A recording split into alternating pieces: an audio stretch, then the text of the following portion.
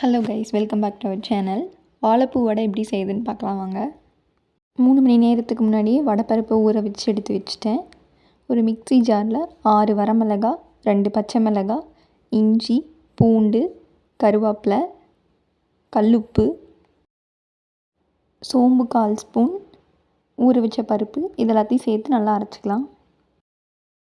வச்சுருக்க பருப்பு கூட ஒரு பெரிய வெங்காயம், சின்ன சின்னதாக கட் பண்ணி வச்சுருக்க வாழைப்பூ, கருவேப்பிலை, கொத்தமல்லி இலை இதெல்லாம் சேர்த்துக்கலாம்.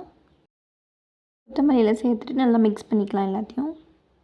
அவ்வளோதான், ரெடி பண்ணியாச்சு. இப்போது கொஞ்சம் கொஞ்சமாக மாவை எடுத்து உருண்டை பிடிச்சி கையில் தட்டி வடை ஷேப்பில் இது பண்ணி போட்டுக்கலாம். ஆயிலில் போட்டு நல்லா டீப் ஃப்ரை பண்ணி எடுத்துக்கலாம். அவ்வளோதான், சூப்பரான வாழைப்பூ வடை ரெடி. தேங்க்ஸ் ஃபார் வாட்சிங்.